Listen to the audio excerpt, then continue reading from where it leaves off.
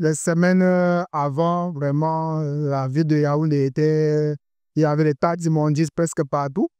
Mais avec la semaine-ci, j'ai constaté que les choses sont en train de s'améliorer. Petit à petit, Yaoundé retrouve son éclat. Les tas d'immondices qui faisaient la une des journaux disparaissent progressivement, à la grande satisfaction des populations. Comme moi, je fais dans les données là, si les clients viennent là, ils partent seulement, ils disent que non, ça sent, ça dégage une mauvaise odeur. Donc, comme on a porté là, donc je suis très content. C'est vrai qu'ils passent tous les jours là, ils ont porté la poubelle. Comme ça va nous permettre que nous aussi, on vend notre activité.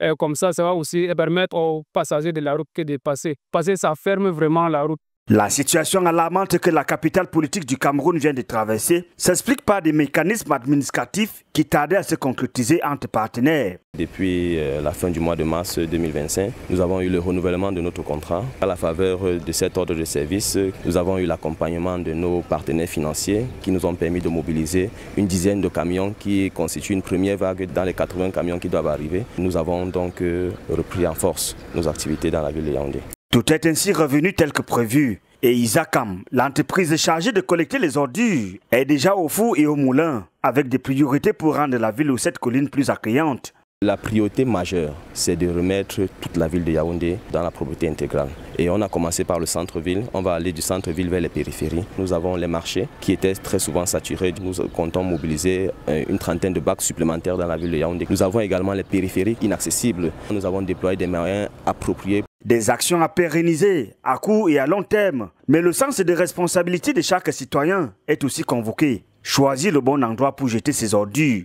Les Camerounais doivent comprendre que quand tu finis de manger, si tu es en train de marcher, si tu es dans la voiture, les pots de bananes, les épluches de bananes, et ainsi de suite, tu peux arrêter même la main ou soit tu remets ça dans ton sac. Là où tu trouves dans une poubelle, tu déposes cela à l'intérieur. Donc, si on adopte cette attitude, il n'y aura plus cette poubelle partout. Pour la ville de Yaoundé plus propre et loin des odeurs nauséabondes.